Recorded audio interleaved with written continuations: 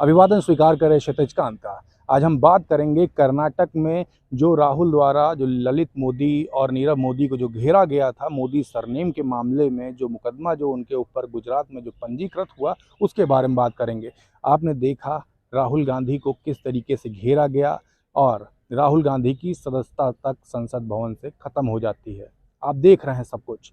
आपने देखा निचली अदालत की बात करें या हाईकोर्ट की बात करें, दोनों जगह पर राहुल गांधी की जो मुकदमा था ये राहुल गांधी के खिलाफ गया। 2 साल की सज़ा होती है, सदस्यता तक ख़त्म हो जाती है और ये भी कहा जाता है अगर 2 साल अगर ये सज़ा अगर बरकरार रहती है तो अगले 6 साल तक के राहुल गांधी चुनाव नहीं लड़ पाएंगे। 2 बार हारने के बाद अब ये जो पूरा मामला है सुप्रीम कोर्ट में जस्टिस डी वाई चंद्रचूड़ के हाथ पहुंच चुका है और डी वाई चंद्रचूड़ के बारे में माना जाता है कि निष्पक्ष डिसीजन लेते हैं।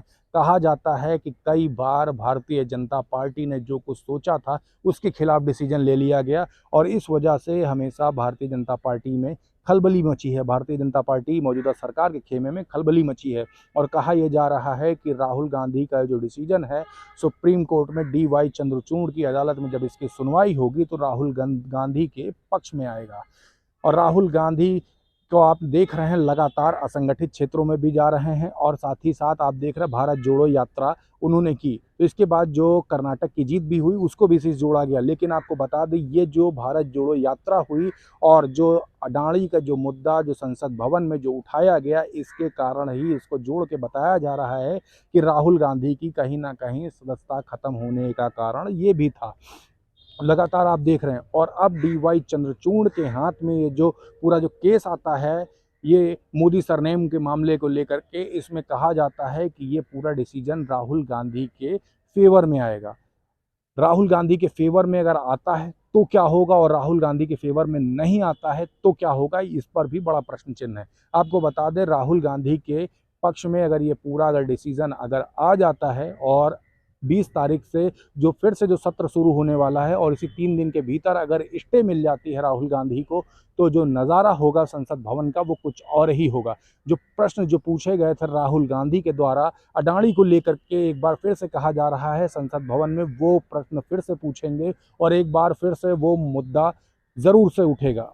भाजपा खेमे में इसको लेकर के खलबली है क्योंकि सभी को मालूम है कि डी वाई चंद्रचूड़ जो डिसीजन लेते हैं वो एकदम निष्पक्ष लेते हैं और क्लियर कट जो जो सच होता है, जो पैरामीटर्स होते हैं, जो पैमाने होते हैं उसको देखते हुए डिसीजन लेते हैं। तो राहुल गांधी के अगर पक्ष में आता है तो साफ तौर से अडानी का जो मुद्दा था वो ज़रूर से उठाएंगे राहुल गांधी। वो जो तस्वीरें जो संसद भवन में दिखाई थी वो फिर से रिपीट होगा, वही पूरा माहौल फिर से बनने वाला है और जो मुद्दे थे वो फिर से उठाने के कारण कहीं ना कहीं पता चल रहा है कि भाजपा खेमे में इसको लेकर के सरगर्मियां तेज़ हैं। और यही अगर माना जा रहा है डिसीजन अगर राहुल गांधी के पक्ष में नहीं आता है तो क्या होगा। नहीं आता है तो साफ है राहुल गांधी इस बार जो 2024 का लोकसभा चुनाव होने जा रहा है वो चुनाव नहीं लड़ पाएंगे और साथ ही साथ 2 साल की जो सज़ा है इसके बाद 6 साल तक भी चुनाव राहुल गांधी नहीं लड़ सकते हैं। इसको लेकर के ये भी कहा जा रहा है कि राहुल गांधी जिस तरीके से नफ़रत के बाज़ार में मोहब्बत की दुकान की बात कर रहे हैं, मोहब्बत की दुकान इस्टेब्लिश करने की बात कर रहे हैं, असंगठित क्षेत्रों में जा रहे हैं, जिसकी बात मैंने पहले भी की, तो कहीं ना कहीं ये सारे वर्क राहुल गांधी के कांग्रेस के पक्ष में जाने वाले हैं। और लगातार आप देख रहे हैं बैठकों का दौर है, पब्लिक से लगातार मीटिंग भी कर रहे हैं राहुल गांधी। आपने देखा कि किस तरीके से हरियाणा में गांव में किसानों के बीच में होते हैं, वीडियोस फोटोज सोशल मीडिया पे वायरल है। उन लोग को अपने आवास पर दिल्ली में खाने पे भोजन पे बुलाते हैं, लंच पर बुलाते हैं और सभी के साथ बैठ करके खाना खा रहे हैं।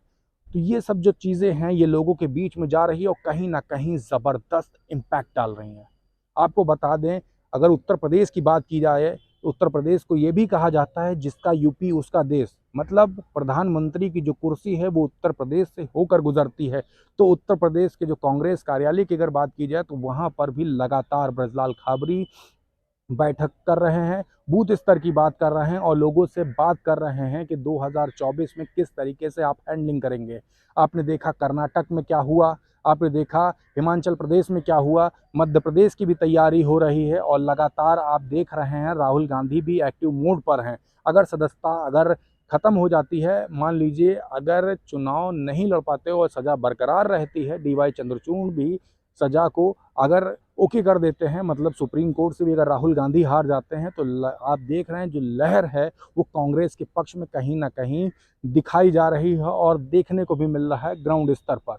आप देख रहे हैं, आपको बताया मैंने कि अगर स्टे मिल जाती है तो संसद भवन में क्या होगा, और अगर स्टे नहीं मिलती है तो ग्राउंड स्तर पर क्या होगा। 2024 के लोकसभा चुनाव में बहुत बड़ी हलचल है। आप देखा पटना में राहुल गांधी, नीतीश कुमार, अखिलेश यादव, ममता बनर्जी, तमाम विपक्षी दल के नेता वहां पर पटना में मौजूद थे। इसी के साथ ही साथ बता दूं, अगली जो बैठक है वो बेंगलोर में मेज़बानी करने जा रहे हैं राहुल गांधी, और इसमें एक बड़ी बैठक होगी और आगे आने वाली बैठकों के बारे में बात होगी। और इन्हीं सब बैठकों को लेकर के भी कांग्रेस खेमे में बहुत ही हलचल का मूड है और कभी काफ़ी हर्षोल्लास का माहौल है। और इसी को लेकर के अगर भारतीय जनता पार्टी के बारे में बताएं तो वहाँ पर काफ़ी सख्ते का माहौल है। क्या कुछ विपक्षी दल और महागठबंधन करेगा, इस पर भी बड़ा प्रश्न चिन्ह है। आपको एक बात और याद दिलाऊंगा, ओम प्रकाश राजभर, दारा सिंह ने देखिए भारतीय जनता पार्टी ज्वाइन कर ली।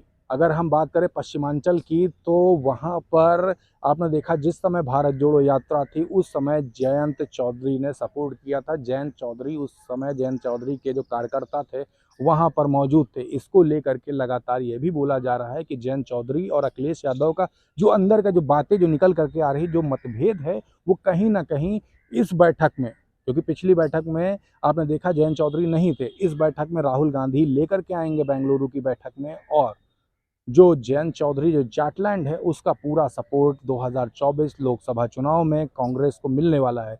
देखने वाली बात होगी आगे क्या कुछ होता है। ग्राउंड स्तर की खबर आप तक पहुंचाऊंगा, आपको बताऊंगा किस तरीके से क्या कुछ हो रहा है। हर हलचल आप तक होगी। कैसी लगी ये पूरी खबर आप हमें कमेंट बॉक्स में लिखकर बताएं, और आपका भी कोई सुझाव है तो वो भी लिखें। आप हमें स्क्रिप्ट भी दे सकते हैं, हम उस पर चर्चा करेंगे, मंथन करेंगे और उसको पब्लिश करेंगे। मैं हूं क्षितिज कांत, कैमरा पर्सन @निफिक के साथ। धन्यवाद।